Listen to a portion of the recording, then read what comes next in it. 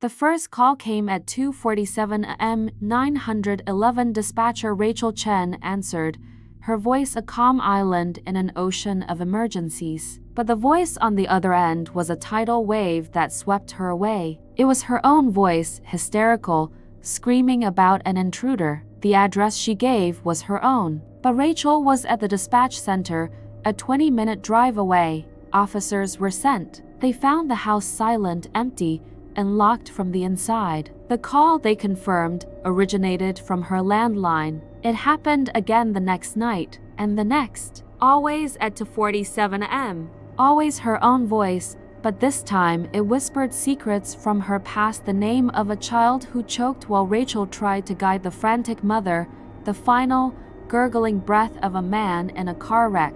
These were the calls that haunted her sleep, the ghosts that lived in the static between emergencies. Now, they were calling her, one by one. Her supervisor, listening in on the second call, could only stare, his face pale. It was undeniably Rachel's voice, yet she was sitting right there, headset on, taking the call. The third night, he put her on administrative leave. He didn't know what to make of it, a prank, a breakdown, something else entirely. But he knew she couldn't be on the floor.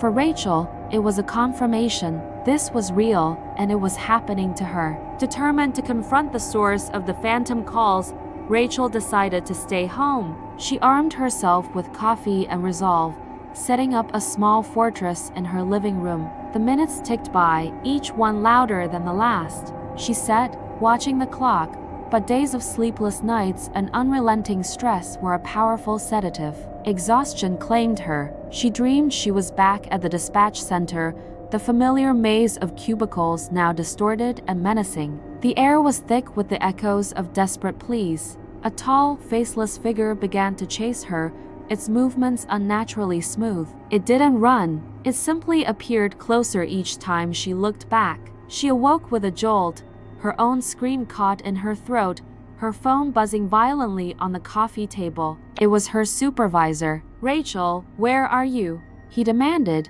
his voice tight with confusion and fear. "A call just came through from your number." Another dispatcher took it. "It was you." Screaming, "Said you were being chased at the dispatch center.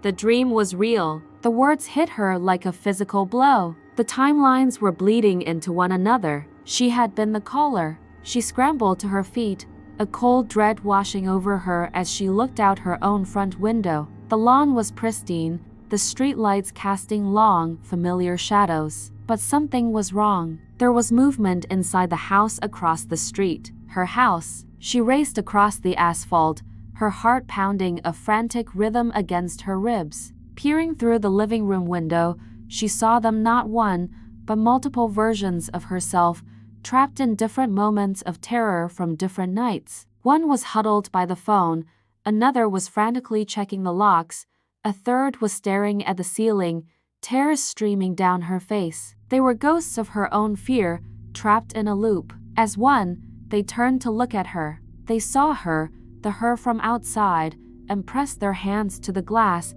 their faces masks of shared horror. "Don't come in," they mouthed in unison. "The loop will close around you forever." Her house was a temporal trap, and 2:47 a.m. was its eternal, repeating heartbeat. The realization struck her like lightning. It wasn't random. The loop had started on the 3rd anniversary of Mrs. Patterson's death, lonely woman who had died of a heart attack while on the line with Rachel at precisely 2:47 a.m. Rachel had stayed on the line, talking to her long after she knew it was too late. The faceless figure from her dream was her guilt, her trauma, the weight of every soul she couldn't save.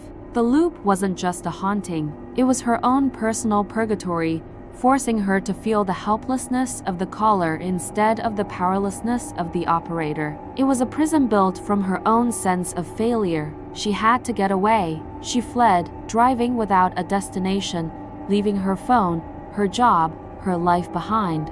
3 states away, in the sterile anonymity of a motel room, she finally stopped. But you can't outrun your own mind. That night, the cheap motel phone on the bedside table rang. She stared at it, knowing. The digital clock on the stand flipped to 2:47 a.m., Slowly, she picked up the receiver. It was her own voice, choked with fear, whispering from the other end. "He's in the house." But this time, Rachel didn't run. She didn't hang up. She took a deep, shuddering breath. "You did everything you could," she told her other self, her voice shaking but clear. "You stayed on the line. You tried. That matters. You are not a failure for not being a god. You are human, and you tried. Forgiveness." It was a key she never knew she held. As she spoke these words to herself, the oppressive weight that had followed her for years began to lift. The static on the line faded, replaced by silence. A profound, peaceful silence. The next night, 2:47 a.m. came and went. The phone didn't ring. Rachel knew she had to go back. She returned to her home,